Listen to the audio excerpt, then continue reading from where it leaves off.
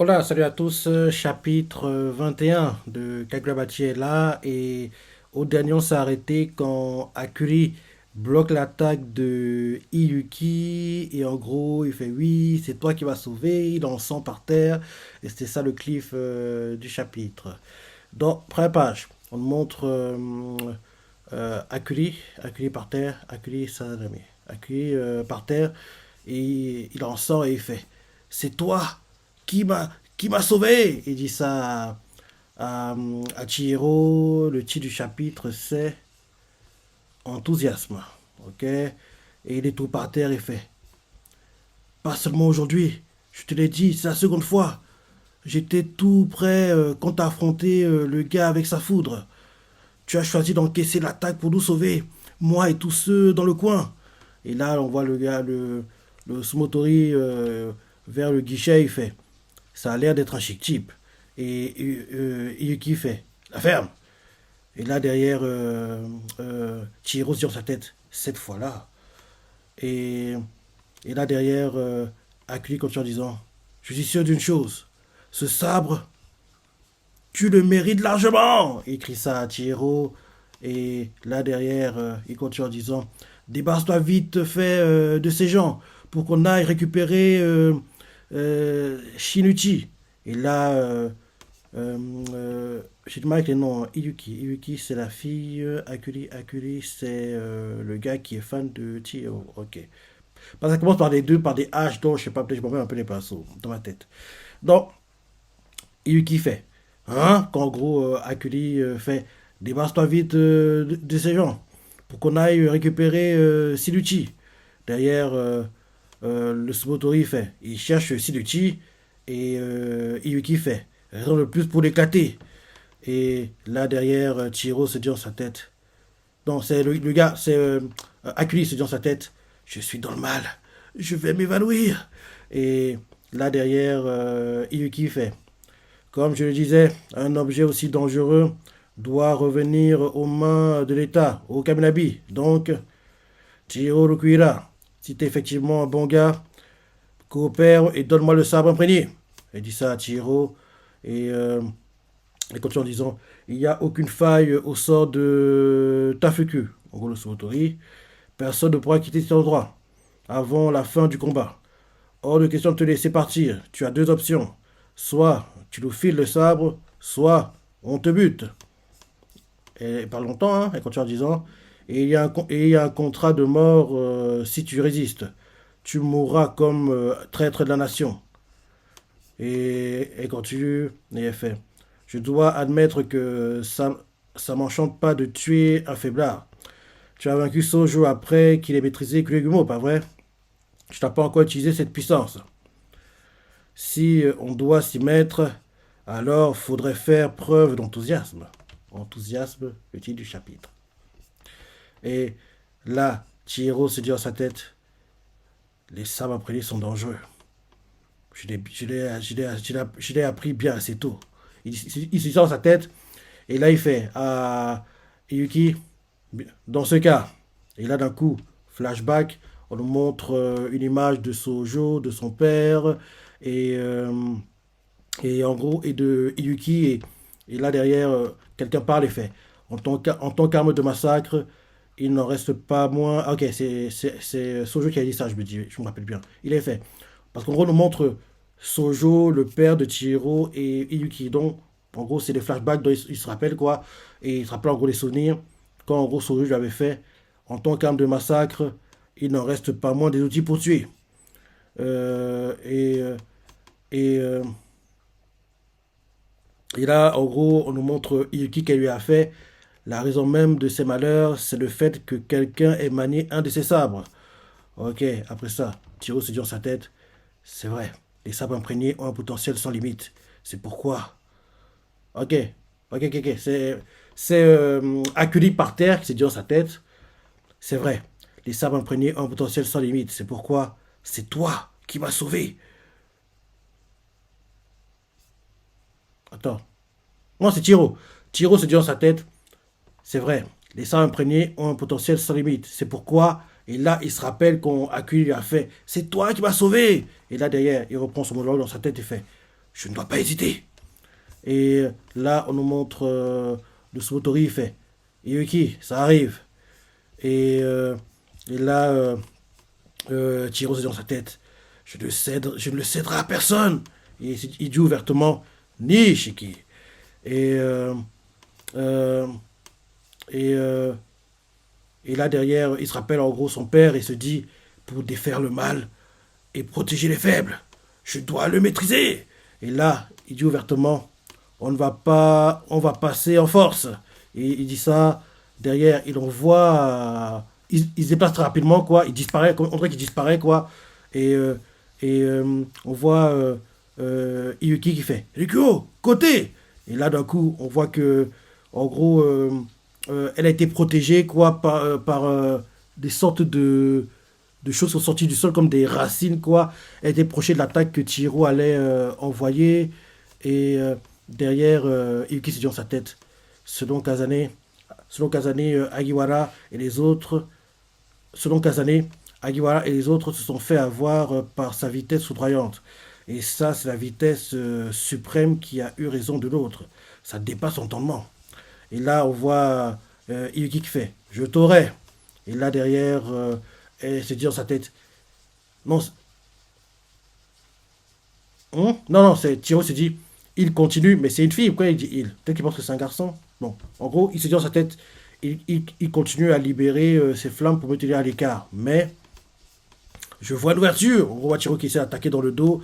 Et là, on nous montre le Sumotori qui se dit dans sa tête, c'est un piège. En gros, que elle a laissé l'ouverture exprès pour attirer Chihiro dans cet endroit-là pour en gros mieux le piéger, quoi.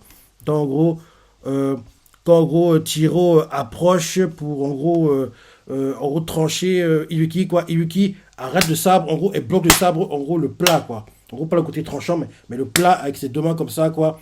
Vers où, en gros, où Chihiro tient le sabre, quoi. En gros, elle bloque pas très loin, quoi. En gros, on va dire le côté tranchant est à plat, quoi. Donc, en gros, elle met les mains comme ça pour arrêter le sabre et on voit le Sumotori fait une prise d'épée.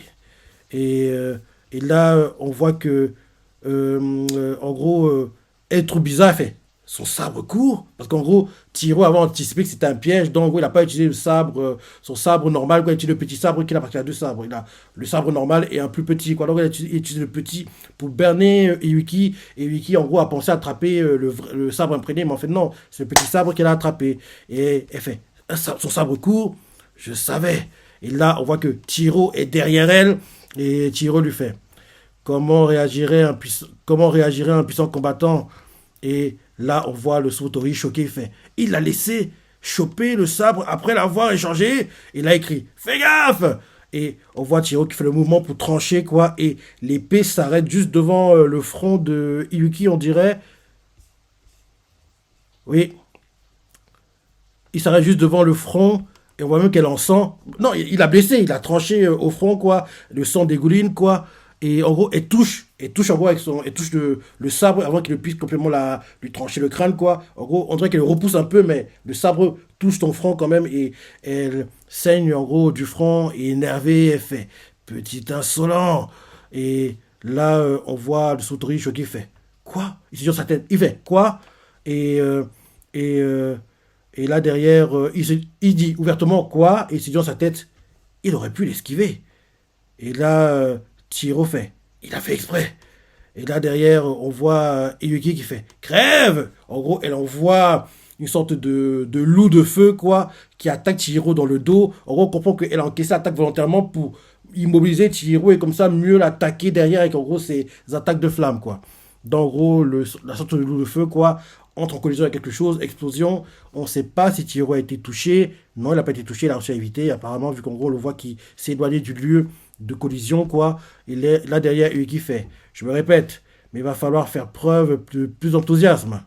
Je suis prête à te buter, moi. Alors épargne-moi le dos de ta lame. Et on nous montre en gros le sang qui dégouline ce visage, quoi, les yeux grands ouverts. On dirait une psychopathe, quoi. Elle sourit et elle fait. Pour ça, faut que tu y mettes toute ton âme. Ma vie doit être mise en jeu, elle aussi. Elle crie ça à Chihiro. Et là, on montre Akuri par terre, qui est dans sa tête flippante. Derrière. Là, maintenant, il dit flippante. Alors que c'était bizarre. Au départ, quand il parlait d'elle, on a dit qu'il parlait d'un garçon. Là, maintenant, il parle, on dirait qu'il parle d'une fille. Bref, c'est bizarre. Bref. Acculé par terre, c'est sur sa tête flippante. Le Svotori, flippante. Et là, derrière, en gros, le Svotori, c'est sur sa tête. Il se rappelle que, en gros, Yuki a dit, quand Yuki a fait, que tu y mettes toute ton âme. Hein. Et Yuki, t'es une malade. Il continue à se dire, c'est un bon gars. On lui a dit que c'est mon sort qui maintient cet espace. Malgré ça, il ne m'a pas attaqué. Bah oui, c'est vrai. Vu qu'en gros, si on comprend pas, on voit clairement que, on sait clairement que s'ils étaient des ennemis, bah oui, Tiro aurait ciblé le Sautori en premier pour détruire l'espace et pouvoir s'enfuir, quoi. Mais il ne fait rien, il s'occupe juste de neutraliser Iwiki. Donc on voit que oui, c'est un bon gars. C'est un bon gars. Et derrière, le Sautori continue sur sa tête. Il en serait incapable. Non, j'en doute. C'est pas un guignol comme l'autre type là-bas. En parlant de acculé par terre, il veut relever le défi, il veut relever le défi de Iwiki de face. Et là derrière, il se rappelle quand Tiro avait fait, au dernier chapitre, je n'ai aucune raison de vous tuer. Et là derrière, le Sautori se dit dans sa tête maintenant, il se donne à fond. J'admire. Franchement, je le trouve cool. Tu commences à le comprendre aussi d'une certaine façon. Mais tu te laisses aller à la folie, aveuglé par ton statut et ta fierté. Il dit ça en pensant à Yuki. Et là, on voit Yuki qui, en gros, fait Enfoiré, je peux pas te buter si tu mets pas la même intention. Ah, tu m'emmerdes, sérieux. Je vais te fumer. En gros, on voit comment qu'elle est frustrée parce que elle est censée tuer Chihiro, mais vu comment Chihiro se bat, il se bat pas avec l'intention de tuer. On voit comment que elle va devoir en gros abandonner et ne pas le tuer parce que oui, elle voit bien que oui, c'est pas un gars mauvais, quoi. Comme l'a dit le Sumotori, elle a compris, mais en gros, elle est bornée, sa fierté, son statut, en gros, la folie aussi, quoi, bah, fait qu'elle continue à essayer d'attaquer Tiro en le tuant, alors qu'elle voit bien que Tiro, il a neutralisé juste, en gros, il ralentit ses mouvements, quoi. On voit comment qu'il se donne pas à 100%, voilà. Vraiment, c'est ça. Il se donne pas à 100%. Parce que quand tu vois l'intensité de ce combat comparé à l'intensité qu'on a eue contre Sojo, oui, c'est le jour et la nuit, quoi. On dirait une sorte d'entraînement, honnêtement. On va dire un entraînement intense, on va dire ça comme ça. Donc, en gros, elle fait Enfoiré, je peux pas te buter si tu mets pas tu mets pas la même intention. Ah, tu m'emmerdes, sérieux, je vais te fumer. Et là, il fait Rico, colonne vertébrale. Et là, derrière Rico, quoi, son autorise sur sa tête, faut se décider. Et là, ensuite, on nous montre Chihiro qui est en gros concentré. Et là, le Sautori se dit, enfin, Rico, son Sautori fait sur sa tête colonne vertébrale. Elle a bien l'intention de le tuer. Et là, derrière, on nous montre Akuli par terre. Et là, derrière, en gros, le Sautori voit Akuli et il fait et merde, il va perdre connaissance. On voit que Akuli est en train de perdre connaissance. Et là, Rico, son Sautori fait Yuki, le champ de force va se briser. Et Yuki fait quoi? Rico, annulation. Et là, d'un coup, annulation. Et en gros, on voit que d'un coup, ils reviennent entre guillemets dans la réalité. Et dès qu'ils sont dans la réalité, on voit que l'endroit où ils se battaient, en fait, il y a des gens qui passent. En gros, c'est comme si, genre, tu marches dans la rue, mais en fait, dans une dimension parallèle, un combat se déroule. Et en gros, dès que la dimension parallèle est annulée, quoi, tu te retrouves dans la rue où, en gros, les gens sont en train de marcher, pépère, vivent leur vie. En gros, on voit que c'est le rez-de-chaussée d'un bâtiment, quoi. Donc, en gros, on voit que les gens entrent, sortent. On voit un couple qui sort. On voit une femme qui va, en gros, parce que je crois que c'est une sorte d'hôtel, quoi. En gros, qui va, en gros, réserver une chambre. On voit un autre gars. On voit que oui, les gens vivent leur vie, quoi. Et en gros, dès qu'en gros, la dimension parallèle est annulée, ils se retrouvent dans la réalité. On voit que les gens marchent normalement, vivent leur vie, c'est ça.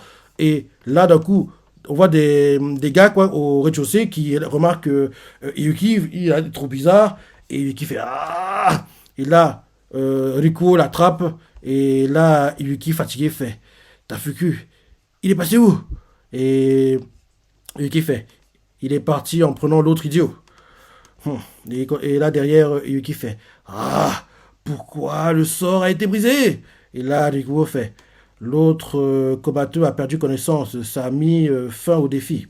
Et là, derrière, Yuki fait Quoi? J'ai même pas frappé si fort. Et là, Elikyo fait, tu sais, je sais, tu t'es retenu, mais il était sacrément faible.